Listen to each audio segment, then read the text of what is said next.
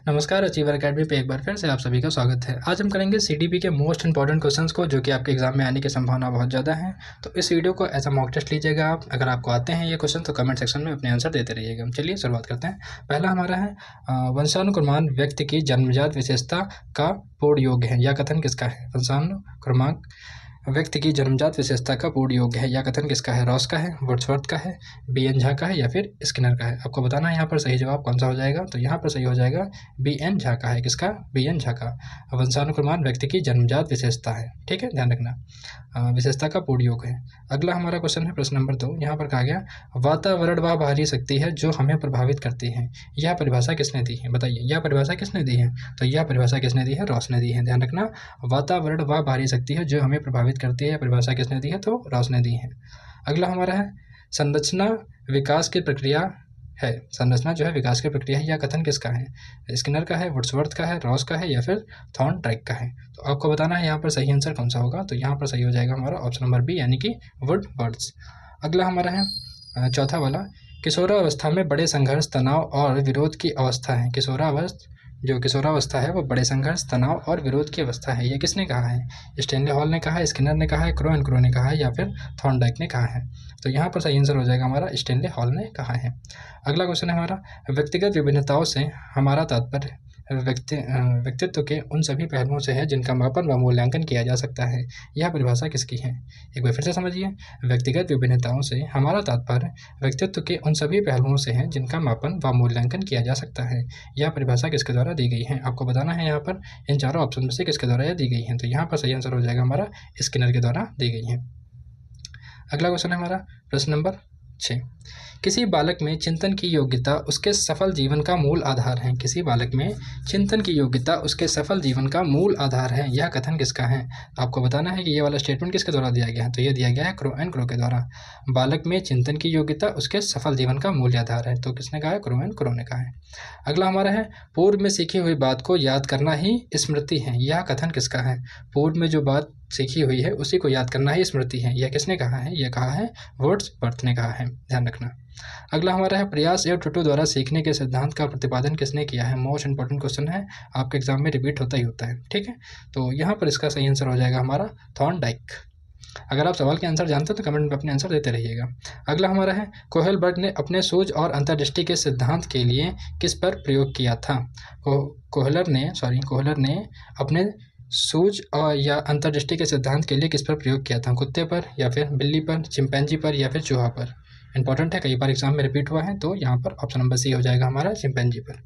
अगला हमारा BF. Skinner ने अपने सिद्धांत के प्रतिपादन हेतु किस पर प्रयोग किया था? सफ़ेद चूहों पर, बिल्ली पर, कुत्ते पर या फिर बंदर पर? तो बी.एफ. स्किनर ने अपने सिद्धांत के प्रतिपादन हेतु किस पर प्रयोग किया था? तो यहाँ पर हो जाएगा हमारा सफ़ेद चूहों पर। अगला हमारा है पैवलोव ने संबंध अनुक्रिया सिद्धांत का प्रतिपादन कब और किस पर किया था? तो बताइए आपको कब और किस पर किया था, किस ईयर में किया था और किस पर किया था? तो यहाँ पर हमारा सही आंसर हो जाएगा कुत्ते पर किया था, 1904 में, ध्यान रखना, कुत्ते पर। अगला हमारा है प्रश्न नंबर 12, सीखना यानी कि अधिगम कैसी प्रक्रिया मानी जाती है? पहला है रुक रुक कर चलने वाली, दूसरा है निरंतर चलने वाली, या फिर केवल बाल्य अवस्था तक, या फिर केवल स्कूल तक।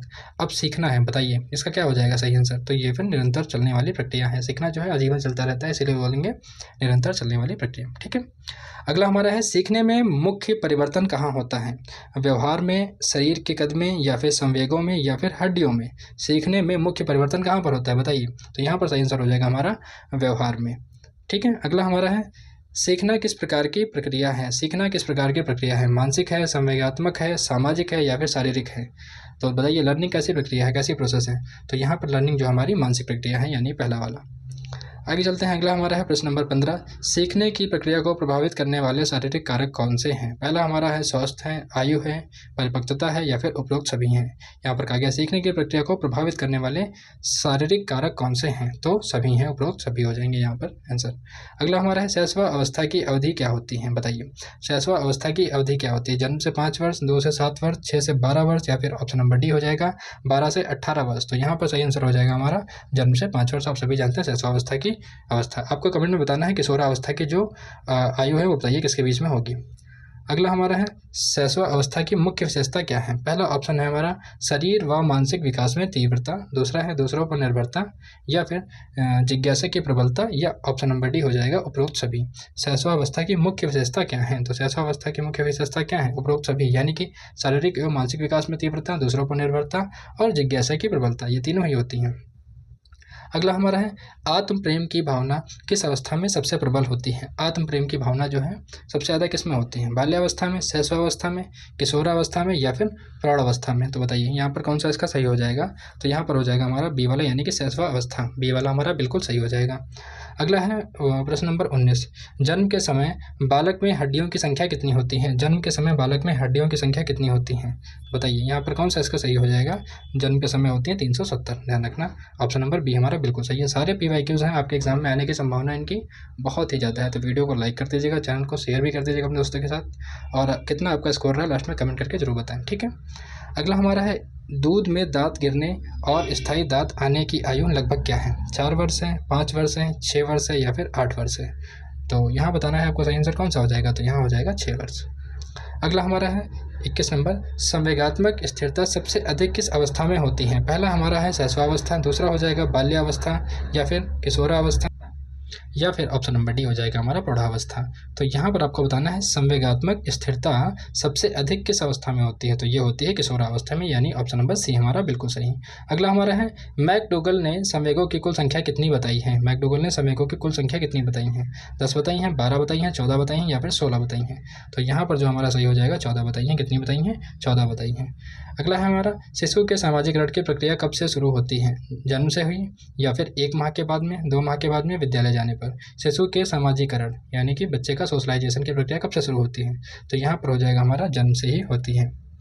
अगला हमारा है 24 नंबर, घनिष्ठ मित्रता की प्रवृत्ति किस अवस्था में पाई जाती है। जो घनिष्ठ मित्रता की प्रवृत्ति है किस अवस्था में पाई जाती है, कौन से स्टेज में होती है, बाल्यावस्था में, किशोरावस्था में, शैशवावस्था में, या फिर इनमें से कोई नहीं। तो जो घनिष्ठ मित्रता का भाव है वो कब होता है, किशोरावस्था में बहुत अधिक होता है, बी वाला। अगला हमारा है बाल्यावस्था की समय विधि कितनी होती है, 6 से 12 वर्ष, या फिर 0 से 5 वर्ष, या 5 से 18 वर्ष, या 5 से 10 वर्ष तक। बताइए बाल्यावस्था की जो समय विधि होती है वो कितनी होती है, तो वो होती है 6 से 12। अगला हमारा है बाल्यावस्था में किसकी प्रबलता सबसे अधिक होती है, रुचि की, चिंतन की, अपराध की, या फिर संवेगों की। जो बाल्यावस्था होता है उसमें सबसे ज़्यादा क्या हावी होता है, किसकी प्रबलता सबसे अधिक होती है, तो वो होता है हमारा रुचि की, ठीक है, पहला वाला। अगला हमारा है प्रश्न नंबर 27, वीर पूजा की भावना किस अवस्था की विशेषता है, बाल्यावस्था की, किशोरावस्था की, शैशवावस्था की, या फिर इनमें से कोई नहीं। आपको बताना है वीर पूजा की भावना किस अवस्था में सबसे अधिक होती है, तो आप सभी जानते हैं किशोरावस्था। अगला हमारा हो जाएगा किशोरावस्था को व्यक्त करने वाला सर्वोत्तम शब्द कौन सा है, स्थिरता है, परिवर्तन है, समायोजन है, या फिर विकास है। इंपॉर्टेंट क्वेश्चन है, आपके एग्जाम में रिपीट हो सकता है, तो बताइए इसका आंसर कौन सा हो जाएगा, तो यहाँ पर हो जाएगा हमारा परिवर्तन।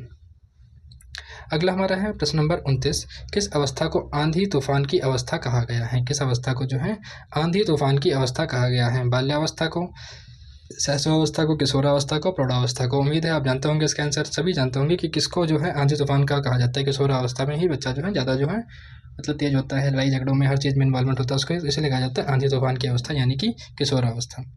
अगला हमारा है 30 नंबर, वातावरण का किस दृष्टि से सबसे अधिक महत्व है, शारीरिक विकास से, व्यक्तिगत निर्माण से, मानसिक विकास से, या फिर सामाजिक विकास से। तो वातावरण किस दृष्टि से सबसे अधिक महत्वपूर्ण है, तो ये हमारा हो जाएगा व्यक्तिगत निर्माण में जो है एनवायरनमेंट का बहुत रोल होता है। अगला हमारा है दुबले पतले तथा लंबे शरीर वाले व्यक्ति किस वर्ग में आते हैं।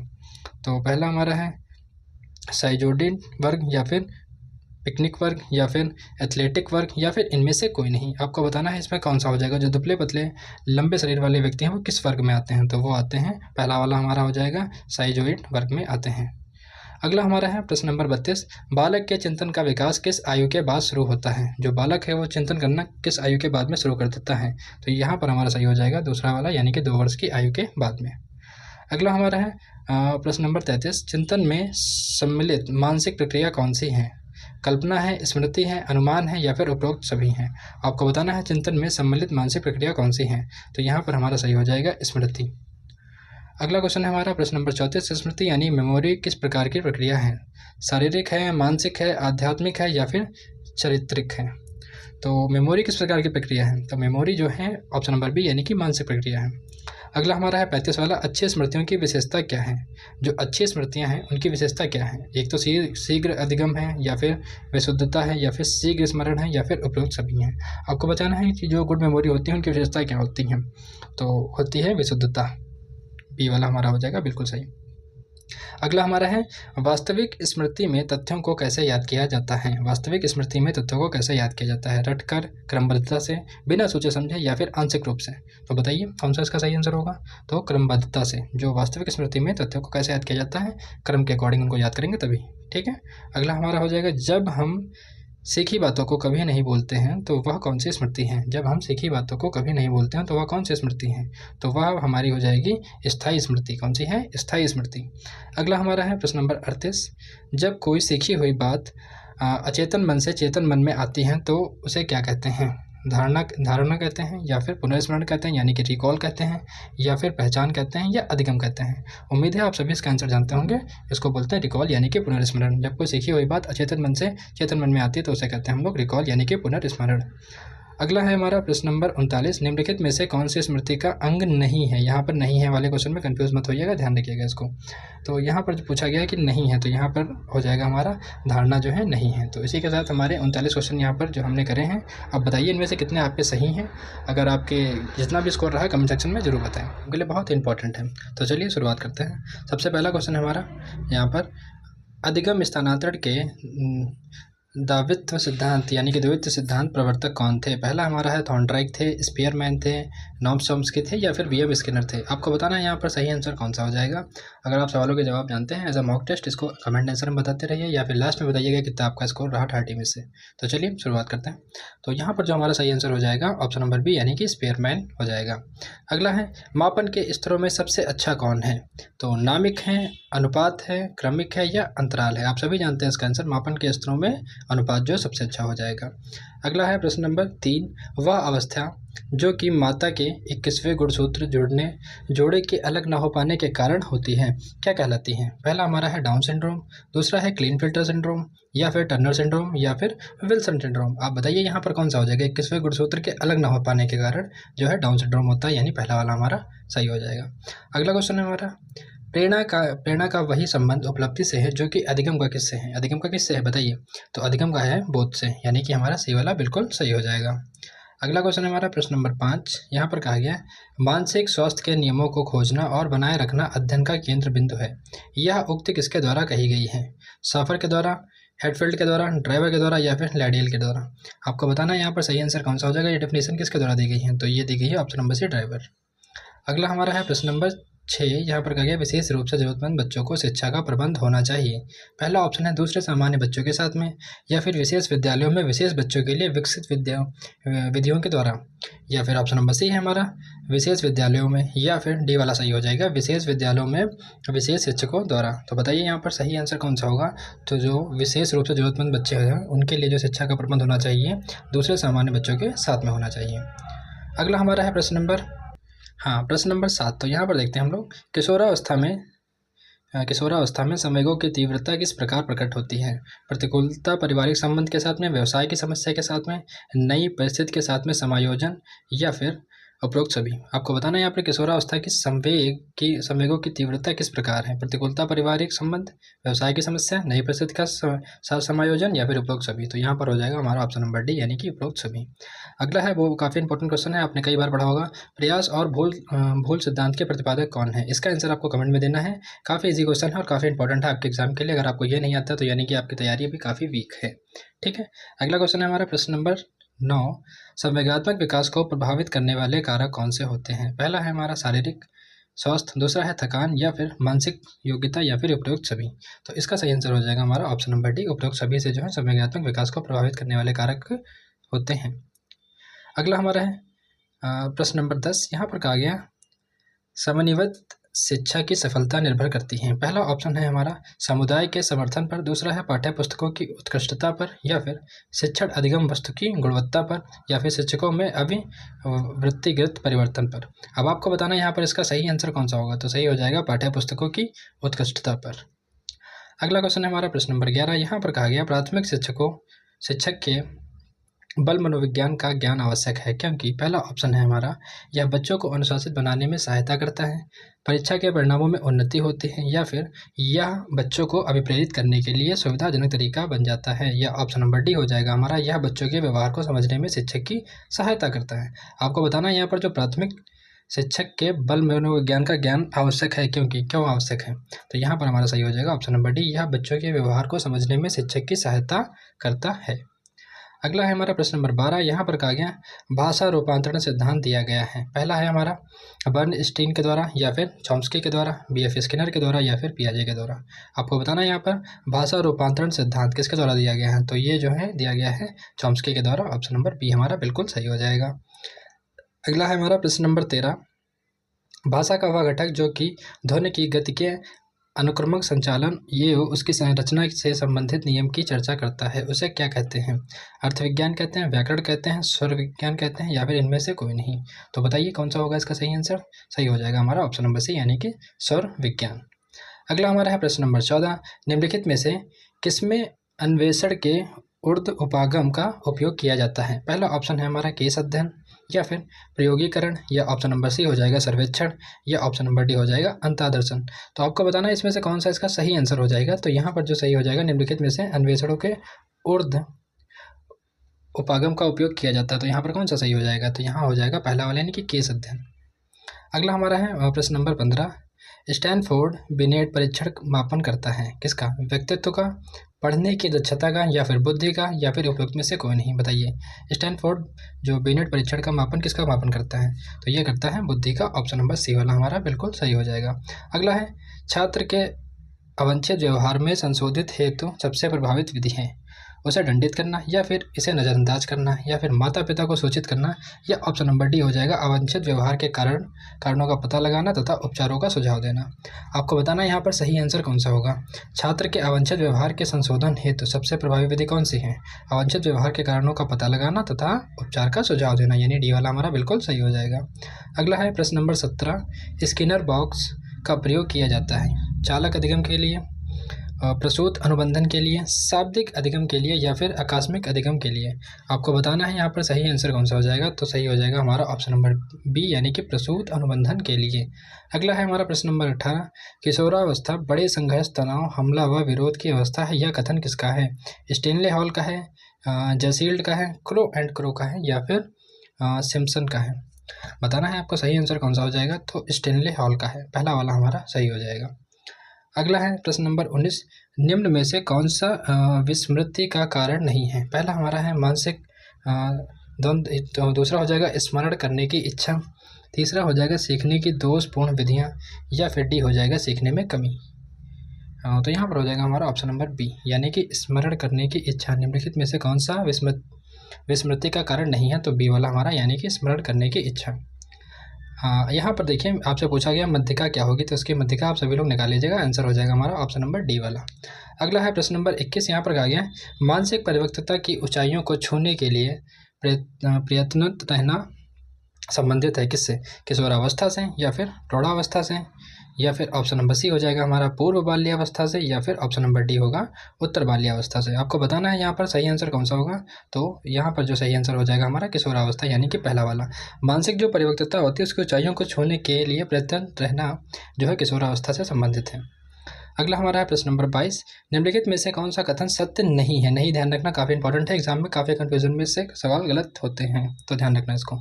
तो यहाँ पर सही आंसर कौन सा होगा? निम्नलिखित में से कौन सा कथन सत्य नहीं है? तो पहला कथन है हमारा सीखना व्यवहार परिवर्तन की एक प्रक्रिया है, या फिर वृद्धि एक जैविक प्रक्रिया है, या फिर ऑप्शन नंबर सी हो जाएगा विकास एक मात्रात्मक प्रक्रिया है, या फिर शिक्षा एक लक्ष्य उन्मुख प्रक्रिया है। आपको बताना है इनमें से इसका सही आंसर कौन सा हो जाएगा। तो सही हो जाएगा हमारा ऑप्शन नंबर सी, विकास एक मात्रात्मक प्रक्रिया है। सही नहीं है यहाँ पर पूछा गया, तो अब ये हमारा सी वाला जो है गलत हो जाएगा। जो गलत है वही सही करना है यहाँ पर। ऑप्शन नंबर 13, क्वेश्चन नंबर 13 है स्कूटर चलाने वाले व्यक्ति द्वारा कार चलाना सीखते समय उसके पूर्व अनुभव का सहाय होना किस प्रकार के अधिगम अंतरण का उदाहरण है? क्षैतिज अंतरण का, धनात्मक अंतरण का, ऊर्ध्व अंतरण का, या फिर द्विपार्श्विक अंतरण का। तो बताइए यहाँ पर कौन सा हो जाएगा। तो यहाँ पर हमारा ऑप्शन नंबर सी, यानी कि ऊर्ध्व अंतरण का जो है उदाहरण है। अगला हमारा है प्रश्न नंबर 24। जब मानव शरीर के एक भाग को दिए गए परीक्षण का अंतरण दूसरे भाग में हो जाता है तो उसे क्या कहते हैं? क्षैतिज अंतरण, ऊर्ध्वाधर अंतरण या द्विपार्श्विक अंतरण, इनमें से कोई नहीं। बताइए यहाँ पर सही कौन सा हो जाएगा? तो सही हो जाएगा हमारा ऑप्शन नंबर सी यानी कि द्विपार्श्विक अंतरण। अगला है प्रश्न नंबर 25। अल्बर्ट बंडूरा निम्न में से किससे संबंधित हैं? सामाजिक अधिगम सिद्धांत से, व्यवहारवादी सिद्धांत से, या फिर संज्ञानात्मक विकास का सिद्धांत, या फिर मनोलैंगिक विकास। तो यहाँ पर जो है इसका सही आंसर हो जाएगा हमारा पहला यानी कि सामाजिक अधिगम सिद्धांत किसका है? अल्बर्ट बंडूरा, ध्यान रखना इसको। अगला है प्रश्न नंबर 26। पियाजे के अनुसार संज्ञानात्मक विकास की द्वितीय अवस्था है, बताइए। तो ज्ञानेंद्रिय अवस्था, पूर्व संक्रियात्मक अवस्था, मूर्त संक्रियात्मक अवस्था, या फिर औपचारिक संक्रियात्मक अवस्था। तो ये स्टेज अगर आपने हमारी थ्योरी वाली क्लास देखी होगी तो उससे आपको जरूर बता पाएंगे इसका आंसर कौन सा हो जाएगा। तो यहाँ पर सही आंसर जो हमारा हो जाएगा वो ऑप्शन नंबर बी यानी कि पूर्व संक्रियात्मक अवस्था है। अगर आपने थ्योरी वाली क्लास ना देखी हो, मात्र 15 मिनट की क्लास है, उसको जरूर देख लीजिए एक बार, तो आपका रिवाइज हो जाएगा ये सारी चीज़ें, उसमें सारी इंपॉर्टेंट चीज़ें कवर करी गई हैं। अगला हमारा है प्रश्न नंबर 27। क्रिया प्रसूतन अनुबंधन का दूसरा नाम है। तो नैमित्तिक अनुबंधन, दूसरा है प्राचीन अनुबंधन, चिन्ह अनुबंधन, या फिर समीपस्थ अनुबंधन। बताइए क्रिया प्रसूत अनुबंधन का दूसरा नाम क्या है? तो ये नाम हो जाएगा हमारा पहला वाला ही, नैमित्तिक अनुबंधन। अगला है प्रश्न नंबर 28।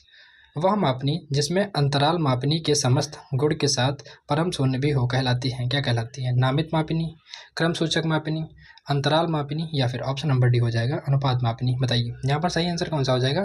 तो सही हो जाएगा ऑप्शन नंबर डी यानी कि अनुपात मापनी। अगला है हमारा प्रश्न नंबर 29। व्यक्तित्व के संगठन का स्वरूप है, व्यक्तित्व के संगठन का स्वरूप है सामाजिक आर्थिक, मनोवैज्ञानिक शारीरिक, सामाजिक राजनीतिक, या फिर मनोवैज्ञानिक आध्यात्मिक। आपको बताना है इनमें सही आंसर कौन सा होगा। तो सही हो जाएगा हमारा ऑप्शन नंबर बी यानी कि मनोवैज्ञानिक शारीरिक।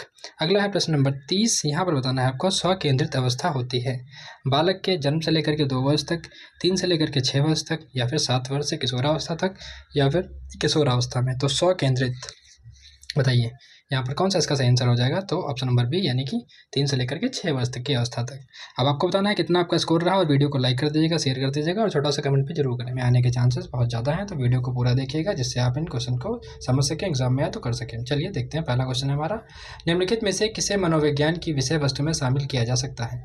पहला ऑप्शन है हमारा प्राणी का केवल शारीरिक व्यवहार, या फिर केवल संज्ञानात्मक प्रक्रियाएं, या फिर प्राणों को व्यवहार और संज्ञानात्मक प्रक्रियाओं का अध्ययन, या फिर इनमें से कोई नहीं। आपको बताना है यहाँ पर सही आंसर कौन सा होगा। इस जो प्रैक्टिस सेट का टेस्ट है इसमें 30 क्वेश्चन है, इसको एज अ मॉक टेस्ट लीजिए आप। आपको कितने क्वेश्चन आते हैं ये जो कमेंट सेक्शन में जरूर बताएं। तो यहाँ पर हमारा सही आंसर हो जाएगा ऑप्शन नंबर सी यानी कि प्राणी के व्यवहार और संज्ञानात्मक प्रक्रियाओं का अध्ययन। आगे चलते हैं, अगला क्वेश्चन है हमारा प्रश्न नंबर 2। यहाँ पर कहा गया बंटू और टीचनर किस संप्रदाय से संबंधित हैं? पहला ऑप्शन है हमारा संरचनावाद, या फिर गेस्टाल्टवाद, या फिर व्यवहारवाद, या फिर प्रकारवाद। आपको बताना है यहाँ पर बंटू एंड टीचनर किस संप्रदाय से संबंधित हैं। तो दोनों ही जो है संरचनावाद से संबंधित है, पहला वाला हमारा बिल्कुल सही हो जाएगा। अगला है निम्नलिखित प्रश्न नंबर 3। यहाँ पर कहा गया निम्नलिखित में से कौन सा सर्वे कम से कम समय में संपन्न किया जा सकता है? पहला है हमारा दूरभाष सर्वे, या फिर व्यक्तिगत साक्षात्कार, या फिर डाक प्रश्नावली, या फिर प्रेक्षण विधि। आपको बताना है कम से कम समय में संपन्न किया जा सकता है, तो कौन सा हो जाएगा? पहला वाला यानी कि दूरभाष सर्वे, पहला हमारा बिल्कुल सही हो जाएगा। अगला है आर्मी बीटा किस प्रकार का प्रशिक्षण है? पहला हमारा व्यक्तिगत शाब्दिक प्रशिक्षण, दूसरा है सामूहिक अशाब्दिक प्रशिक्षण, तीसरा है व्यक्तिगत क्रियात्मक प्रशिक्षण, या फिर चौथा हो जाएगा सामूहिक शाब्दिक प्रशिक्षण। आपको बताना है यहाँ पर सही जवाब कौन सा हो जाएगा। तो आर्मी बीटा किस प्रकार का प्रशिक्षण है? तो ये हमारा है सामूहिक अशाब्दिक प्रशिक्षण, ध्यान रखना सामूहिक अशाब्दिक प्रशिक्षण। अगला है प्रश्न नंबर 5। यहाँ पर कहा गया है नर्तकी में निम्नलिखित में से किसकी प्रधानता होती है? पहला ऑप्शन है भाषाई बुद्धि, दूसरा है शारीरिक गतिक बुद्धि, या फिर स्थानिक बुद्धि, या फिर अंतर्वैयक्तिक बुद्धि। आपको बताना है इसमें से कौन सा इसका सही हो जाएगा। तो यहाँ पर जो सही आंसर हो जाएगा हमारा बी वाला यानी कि शारीरिक गतिक बुद्धि। किसमें? नर्तकी में निम्नलिखित में से कौन सी प्रधानता? तो बी वाला। आगे चलते हैं, अगला क्वेश्चन हमारा प्रश्न नंबर 6। यदि मोहन की बुद्धि लाब्धि 70 तथा सोहन की बुद्धि लाब्धि 140 है तो निष्कर्ष क्या होगा? दोनों की बुद्धि समान है, या फिर मोहन प्रतिभाशाली है, या फिर सोहन मंदबुद्धि है, या मोहन की बुद्धि औसत से कम है और सोहन की बुद्धि औसत से काफ़ी ज़्यादा है। तो यहाँ पर आप सभी जानते होंगे इसका आंसर कौन सा हो रहा है। ऑप्शन नंबर डी वाला हमारा बिल्कुल सही, मोहन की बुद्धि जो है औसत से कम है, और यहाँ पर जो सोहन की बुद्धि है वो औसत से काफ़ी ज़्यादा है। अगला हमारा है प्रश्न नंबर 7। बुद्धि सीखने की योग्यता यह कथन किसका है? टर्मन का है, बकिंगन का है, थॉगटाइप का है, स्टर्नर्स का है। आपको बताना है यहाँ पर कौन सा सही इसका हो जाएगा। बुद्धि सीखने की योग्यता, तो ये हमारा है बकिंगम का कथन है। अगला हमारा है प्रश्न नंबर 8।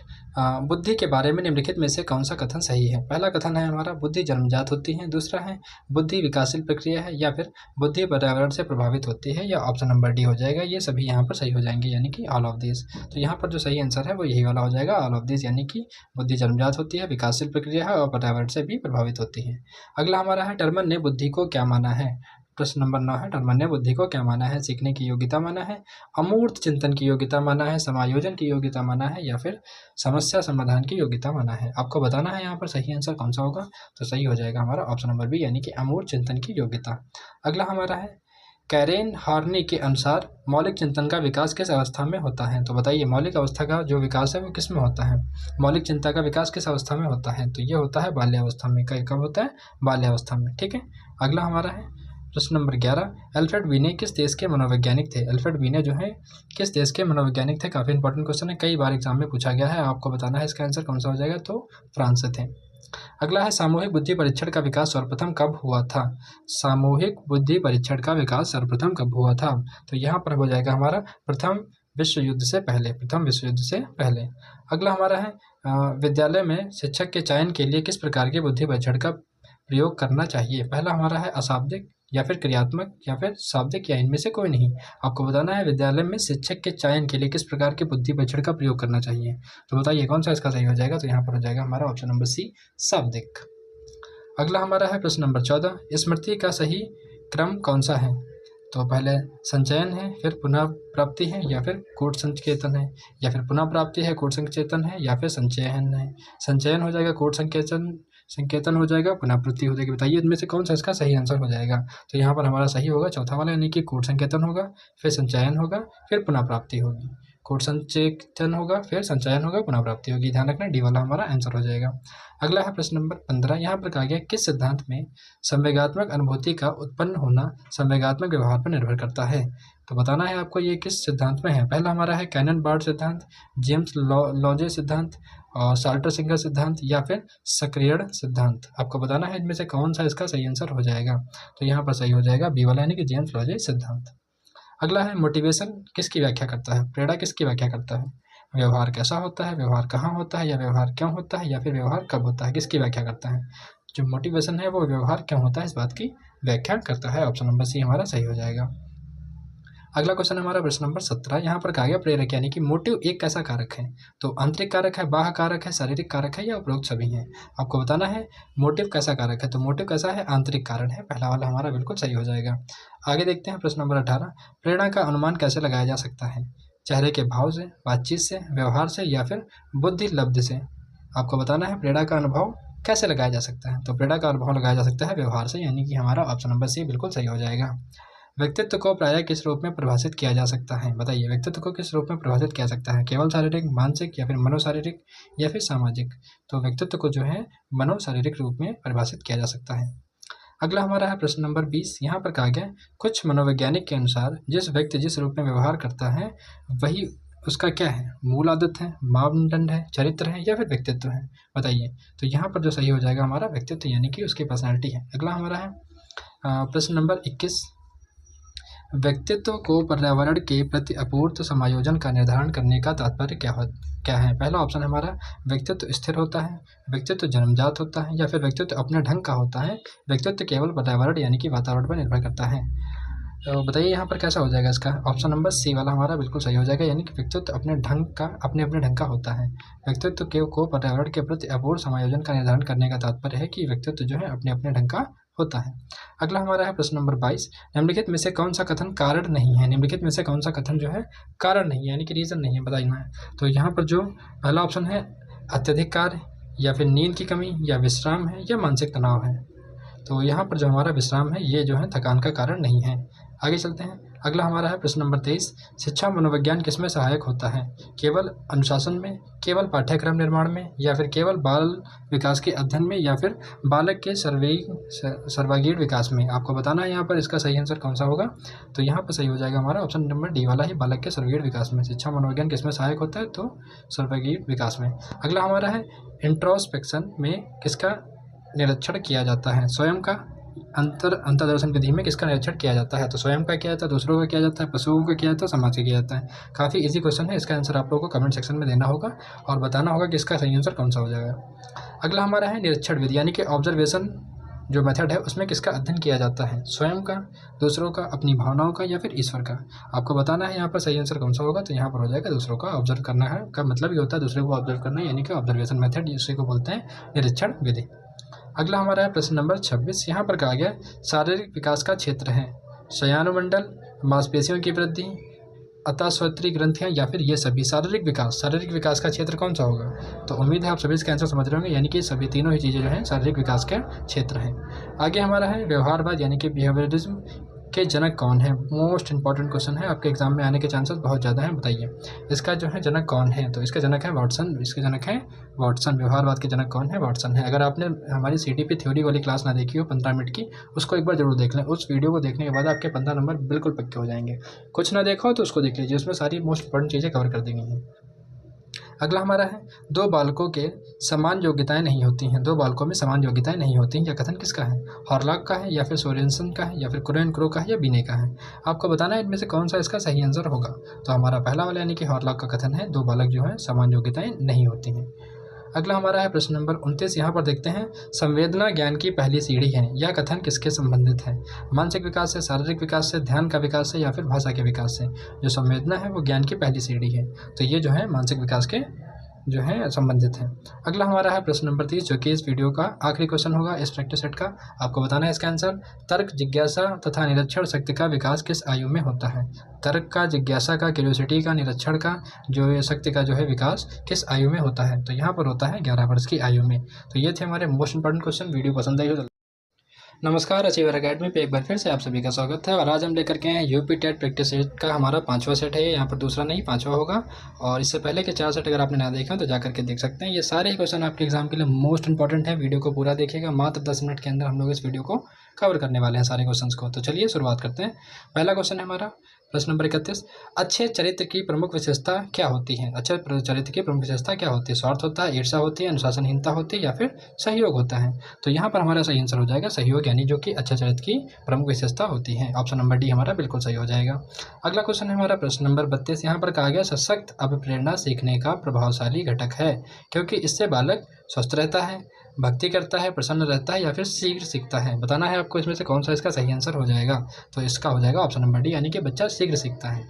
अगला हमारा है प्रश्न नंबर 33। यहाँ पर कहा गया जॉन डीवी के अनुसार विद्यालय एक कैसा वातावरण है? तो विशेष वातावरण है, साधारण वातावरण है, तकनीकी वातावरण है या फिर अनौपचारिक वातावरण है? आपको बताना है जॉन डीवी के अनुसार विद्यालय एक कैसा वातावरण है, कैसा एनवायरनमेंट हो। तो ये हमारा कौन सा है? साधारण हो जाएगा। अगला हमारा है प्रश्न नंबर 34। सीखने का स्थानांतरण यानी कि ट्रांसफर ऑफ लर्निंग क्या है? पहला ऑप्शन है हमारा सीखी हुई चीज़ों को भूलना या फिर केवल याद रखना, या ऑप्शन नंबर सी हो जाएगा 1% में सीखी हुई बात का दूसरी परिस्थिति में प्रयोग करना, या फिर कुछ ना सीखना। उम्मीद है आप इसका आंसर समझ गए होंगे कौन सा होगा। तो अगर आप जानते हैं तो बताइए कौन सा हो जाएगा यहाँ पर। तो यहाँ हो जाएगा हमारा ट्रांसफर ऑफ लर्निंग का जो सही आंसर हो जाएगा हमारा वो ऑप्शन नंबर सी है, 1% में सीखी हुई बात का दूसरी परिस्थिति में प्रयोग। अगला हमारा है प्रश्न नंबर 35। यहाँ पर कहा गया मेमोरी का अंग निम्नलिखित में से कौन सा नहीं है? कौन सा नहीं है ध्यान रखना। पहला ऑप्शन है हमारा अधिगम, दूसरा है चिंतन, तीसरा है धारणा या फिर पहचान। आपको बताना है कौन सा इसका सही आंसर होगा। तो यहाँ पर ऑप्शन नंबर बी यानी कि चिंतन नहीं है, बाकी सारे हैं। अधिगम, धारणा और पहचान जो है स्मृति के अंग हैं। अगला हमारा है प्रश्न नंबर 36। वास्तविक स्मृति में कैसे याद किया जाता है? पहला है रट करके, दूसरा है बिना सोचे समझे, या फिर केवल महत्वपूर्ण बिंदुओं को, या फिर क्रमबद्धता से। तो बताइए यहाँ पर सही आंसर कौन सा हो जाएगा। जो वास्तविक स्मृति होती है उसमें जो है सीक्वेंस वाइज यानी कि क्रमबद्धता से चीज़ों को याद किया जाता है। अगला हमारा है प्रश्न नंबर 37। अब तक आपने वीडियो को लाइक ना किया हो तो करते हैं और चैनल को सब्सक्राइब करना बिल्कुल ना भूलें। चलिए अगला हमारा 37 नंबर सामाजिक अध्ययन यानी कि सोशल लर्निंग कहाँ से प्रारंभ होता है? पहला ऑप्शन है हमारा एकांत से, दूसरा है भीड़ से, तीसरा हो जाएगा दूसरे के संपर्क में आने से, या फिर चौथा हो जाएगा पुस्तक से। आपको बताना है कि सोशल लर्निंग कहाँ से प्रारंभ होती है। तो सोशल लर्निंग प्रारंभ होती है दूसरों के संपर्क में आने से। अगला हमारा है प्रश्न नंबर 38। प्रारंभ में बालक किस प्रकार सीखता है? पहला है हमारा सूझ द्वारा, दूसरा है अनुकरण के द्वारा, या फिर वाद विवाद के द्वारा, या फिर प्रश्न और त्रुटि के द्वारा। बालक प्रारंभ में किस प्रकार सीखता है? तो किस प्रकार सीखता है आप सभी जानते होंगे इसका आंसर ऑप्शन नंबर डी यानी कि प्रयत्न और त्रुटि के द्वारा। अगला है प्रश्न नंबर 39 यानी कि रिटेंशन। यहाँ पर कहा गया रिटेंशन किस आयु के पश्चात कम होने लगती है, यानी कि धारण शक्ति जो है एक उम्र के बाद में कम होने लगती हैं। तो पहला हमारा है 20 वर्ष के बाद में, या फिर 30 या 40 या 50। तो बताइए आप लोग इसका सही आंसर कौन सा हो जाएगा। तो यहाँ पर जो सही आंसर हो जाएगा वो 50 वर्ष के बाद में होता है। रिटेंशन की पावर जो है घटने लगती है। अगला हमारा है प्रश्न नंबर 40, बुद्धि परीक्षण के क्षेत्र में भारत में सबसे पहले किसने कार्य किया। मोस्ट इंपॉर्टेंट क्वेश्चन है, एग्जाम में आने के बहुत ज़्यादा चांस है। आपको बताना है यहाँ पर सही आंसर कौन सा हो जाएगा। बुद्धि परीक्षण के क्षेत्र में भारत में सबसे पहले किसने कार्य किया। तो डॉक्टर CH एंड्रयूज ने। ठीक है, ध्यान रखना, ऑप्शन नंबर डी हमारा बिल्कुल सही हो जाएगा। अगला है प्रश्न नंबर 41, अर्जित गुणों के संक्रमण का नियम किसने दिया है। डार्विन ने दिया है, मेंडल ने दिया है, पावलोव ने दिया है, या फिर लेमार्क ने दिया है। आपको बताना है इसमें से सही आंसर कौन सा हो जाएगा। तो यहाँ पर सही हो जाएगा लेमार्क, यानी ऑप्शन नंबर डी हमारा बिल्कुल सही हो जाएगा। अर्जित गुणों के संक्रमण का नियम लेमार्क ने दिया है। अगला देखते हैं यहाँ पर प्रश्न नंबर 42, कोई व्यक्ति समाज में गुणों का प्रदर्शन क्यों करता है। पहला ऑप्शन है हमारा जैसे अन्य व्यक्ति चाहते हैं, या फिर केवल अपने फायदे के लिए, या ऑप्शन नंबर सी हो सकता है डर के कारण, या फिर ऑप्शन नंबर डी है इनमें से कोई नहीं। कोई व्यक्ति समाज में गुणों का प्रदर्शन क्यों करता है, तो वो इनमें से कोई भी ऑप्शन नहीं है, यानी हमारा डी वाला बिल्कुल सही हो जाएगा। अगला है प्रश्न नंबर 43, बुद्धि को अमूर्त विचारों के संबंध में सोचने की योग्यता किसने कहा है। बुद्धि को अमूर्त विचारों के संबंध में सोचने की योग्यता किसने कहा है। टर्मन ने कहा है, वर्ड्सवर्थ ने कहा है, गेट्स ने कहा है, या फिर पिनिट ने कहा है। आपको बताना है यहाँ पर कौन सा इसका सही आंसर हो जाएगा। तो यहाँ पर सही हो जाएगा टर्मन ने। काफ़ी इंपॉर्टेंट है, ध्यान रखना। अमूर्त विचारों के संबंध में सोचने की योग्यता किसने कही, टर्मन ने कही। अगला हमारा है प्रश्न नंबर 44, यहाँ पर कहा गया प्रोजेक्शन यानी कि प्रक्षेपण की व्याख्या किस उदाहरण से होती है। अपनी गलती मानना, एक बेईमान श्रमिक दूसरे को बेईमान बताता है, या फिर दूसरे की सहायता करना, या फिर शांत रहना। प्रोजेक्शन की व्याख्या कौन करता है। तो यहाँ पर जो है हमारा सही आंसर हो जाएगा ऑप्शन नंबर बी, एक बेईमान जो है श्रमिक दूसरे को बेईमान बताता है। ये हमारा बिल्कुल सही हो जाएगा, ऑप्शन नंबर बी वाला। अगला है प्रश्न नंबर 45, मानव व्यवहार में परिवर्तन किस पर निर्भर करता है। आयु पर, पैसा पर, कद पर, या क्षेत्र पर। जो ह्यूमन का नेचर है वो किस बात पर निर्भर करता है। तो ये मैटर करता है उसकी आयु पर। बच्चा छोटा है तो अलग तरीके से बिहेव करता है, एडोलसेंस की एज में तो ज़्यादा अलग तरीके से करता है, और मेच्योराइजेशन की एज में वो थोड़ा अलग तरीके से बिहेव करता है। तो जो बिहेवियर है उसका अलग अलग एज के ऊपर डिपेंड करता है। अगला क्वेश्चन है हमारा प्रश्न नंबर 46, वह मापन विधि जिसमें प्रश्नों की कठिनाई बढ़ जाती है तथा समय की पाबंदी नहीं होती है कहलाती है क्या। गति परीक्षण, शक्ति परीक्षण, या मौखिक परीक्षण, या फिर निदानात्मक परीक्षण। आपको बताना है वह मापन विधि जिसमें प्रश्नों की कठिनाई क्या हो जाती है, बढ़ जाती है, और समय की पाबंदी नहीं होती है। तो उसे हम लोग क्या कहते हैं, ये हमारा होता है शक्ति परीक्षण। अगला है प्रश्न नंबर 47, समाज मनोवैज्ञानिक किसका अध्ययन, जो समाज मनोवैज्ञानिक है वो किसका अध्ययन करते हैं। समूह के रूप का, या फिर केवल व्यक्तिगत व्यवहार का, या फिर केवल अंगों का, या फिर पौधों का। आपको बताना है जो समाज के मनोवैज्ञानिक हैं वो किसका अध्ययन करते हैं। तो वो करते हैं समूह के स्वरूप का। अगला हमारा है प्रश्न नंबर 48, यहाँ पर IQ का सूत्र किस मनोवैज्ञानिक ने दिया है। आपको बताना है IQ का सूत्र किस मनोवैज्ञानिक ने दिया है। पहला है अल्फ्रेड बिनेट ने, टर्मन ने, स्टेनर ने, या फिर स्पेयरमैन ने। काफ़ी इंपॉर्टेंट क्वेश्चन है, एग्जाम में रिपीट होने के चांस बहुत ज़्यादा हैं। तो आपको बताना है यहाँ पर कौन सा हो जाएगा। तो अल्फ्रेड बिनेट ने इसका जो है सिद्धांत दिया है। अगला हमारा है प्रश्न नंबर 49 पे चलते हैं, जनता द्वारा दिए गए मत को जनमत कहते हैं, यह विचार किसका है। जनता द्वारा दिए गए मत को जनमत कहते हैं। ये विचार अरस्तु का है, रॉस का है, प्लेटो का है, या फिर स्किनर का है।